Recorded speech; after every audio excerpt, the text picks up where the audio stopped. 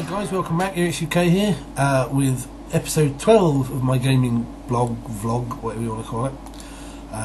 So I've been doing these for a year now, which is quite impressive.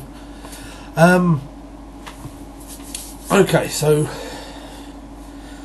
what has happened? Well, we'll start with the usual goings. Down at the club, Magic is still far too popular. And I've kind of been a little bit naughty. I have decided to pick up a few more bits. I had basically given up on Magic. But what changed my mind was talking on Facebook to a friend of mine who actually just lives next door, but we were talking on Facebook. He hasn't collected Magic since the Rise of the Eldrazi set, which is about 2 years ago, I think. And he was like, I was trying to get him back into playing Magic, coming out of the shop, and he's, I couldn't do it now, I've missed too many sets. And it's like, you don't need all the cards. All you've got to do is, you've got what you've got, just pick up some of the latest stuff and just carry on. If there's anything you want from those missing sets, just buy it on eBay. And he wouldn't do it. He was just like, it's not worth it anymore if you haven't got all the cards, blah blah blah. And it just kind of gave me pause for thought. I think, I may not particularly like how Magic plays, and I don't like some of the formats the guys played out of the shop. But sorry, if I had a small collection of cards, which is not what I've got, where something came up and I was in the mood, I could play it. So I've broken one of my own rules, but there you go. Other card fronts, still can't get anyone to play the Call of Cthulhu card game, which is annoying because I've got several decks built and I drag them down with me every week, and people say, yeah, I'll play it, and no one ever does. So that's annoying. But on the LCG front, 3 of us bought the new Star Wars LCG from Fantasy Flight. I've had about half a dozen games and nobody's playing it again. And it kind of feels like a little bit of a waste of money because, it does need a couple more packs, I think, to give you a few more cards. But, I kind of really wanted to play this. But instead, they've picked up the Netrunner LCG from Fantasy Flight, which is a redux of the old Netrunner CCG from, I think, Wizards of the Coast did it back in the early 90s. And I wasn't a big fan of the game then. But some of the guys have really got into this, and it's like, fair enough, you want to play that. And they seem to play it all the time now, these lurks. But it seems to be the way of things down there at the club at the moment. Someone gets something really cool, it gets played for a little bit, and then no one seems to want to play it again. It's a little bit grumbly of me, I suppose, but it's the same thing with board games. We've got kind of back into board games a bit, I think, down the club. But the problem is, you end up, you bring a board game down, and you probably get a game of it, and then it never gets played again. Everybody else's board games get played time and time again. It just kind of has not irked me, but it's kind of disappointing. But we've played a lot of board games over the last month, basically. One I do want to give a little shout out to, though, is called Eclipse. Now, I don't know how many of you know your board games, but I think it's FFG did it. It's either called Galactic Imperium or Imperium Galactica. I can't remember which way around it goes. And basically, it's a tile-based sci-fi empire building game. But it's atrocious. Even with just the base game, full add expansions, it took about an hour to set up. It was one of those annoying games where if you're in a winning position, everyone's jumping you, and if you're not in a winning position, then you'll just play Kingmaker. I figured this Eclipse was going to be the same thing, because it only took up half the time to set up, but half hour setup time. And it's the same sort of deal, except actually it was really good fun. My only grumble was the amount of pieces that you have. It's one of those that comes with tiny little cubes to fill in every square of this little card to dispatch to explain your empire and the resources and everything else, and it's like, really, the board games still need that?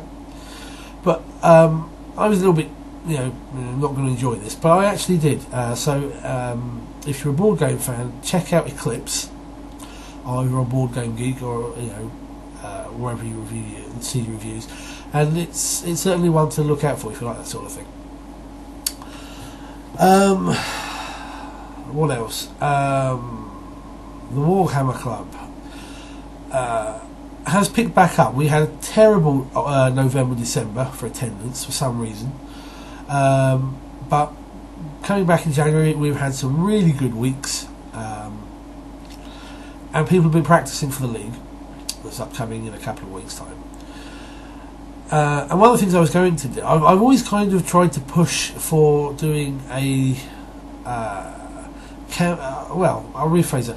I've been trying to find a way to do a campaign system that can be played open-ended, and basically, I don't know if you watch the 40k vids I do, but they did a limited edition print of a book called Crusade of Fire back in November, and that actually has a really basic campaign system. It just involves a series of planets and games of fought over planets. There's control of those worlds, and they played it for a number of turns in their example campaign league in the book.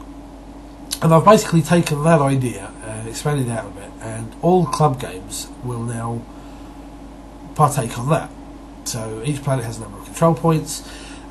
Certain planets already start under control of the Chaos Forces, and everybody's games, if you win or lose, it shifts the balance of power. So it gives a kind of narrative to the games.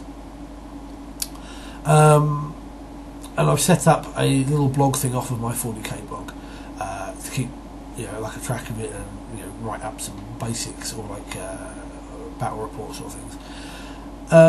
And people who kind of got into it. It's quite nice. With the exception of one player who just kind of annoyed me last night at the meeting by just going, "I don't care,"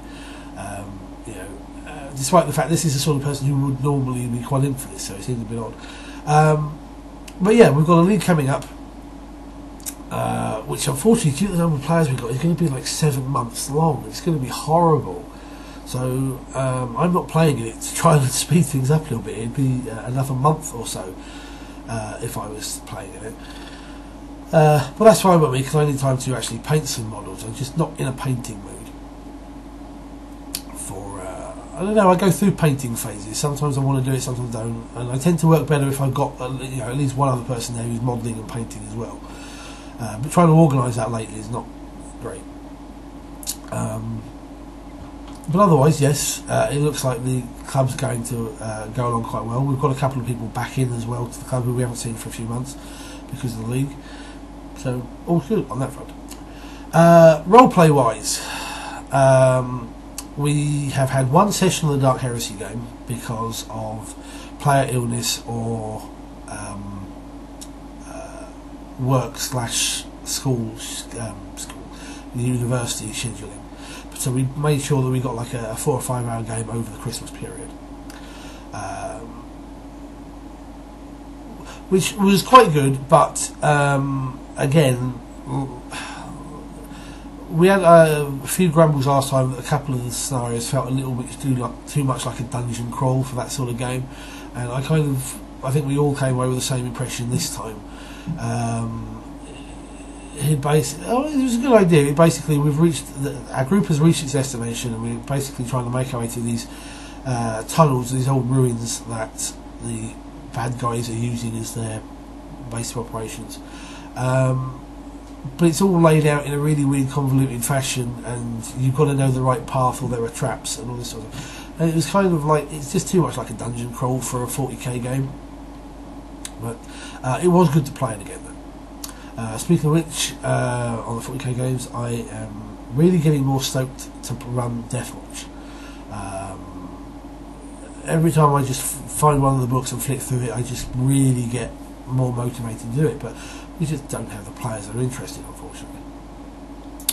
The Call of Cthulhu campaign is going quite nicely. We haven't lost anyone yet, though it's close. The Rise of the Rune Lord campaign that I'm playing in is going along nicely. In fact, I hate to say it, but since we lost our store owner as a player due to some a conflict of kind of gaming styles between him and the GM, I've actually found that the game has played a lot better. It's a bit harsh to say that, but I think it's one of those conflicts of style that is never going to quite be resolved. So, other than that, it's just my Pathfinder game on the Sundays. We had a little bit of a cock up last time. I don't know whether you saw that vid, but unfortunately over the Christmas period the character sheets have kind of done a runner. I don't know where they've quite got to, so we had to kind of wing them a little bit, and it didn't quite work as well. I have a horrible feeling though that in the next session we're going to lose we are going to actually have a total party kill, which I hope not. I'm going to try and avoid it, but if the dice roll that way, then the dice roll that way. So I'm having to push forward my plans for the next campaign just on the off chance. Although I might take some elements over and add a few bits and bobs there. So that's really been about it. January has been kind of a nice month for gaming, but I'm still finding myself getting back on my feet, as it were. We didn't have a huge break over Christmas, but Christmas always tends to set my mind on different tangents, so I'm kind of having to force myself back into the right frame of mind, as it were. Anyway, that's where I've been over the last month. Sorry if some of that was a little bit whiny and grumbly. I suppose that's just part and parcel of how things have gone. But anyway, thank you for watching. Any questions or anything, just pop a comment below, and I'll talk to you next time. Take care and good gaming.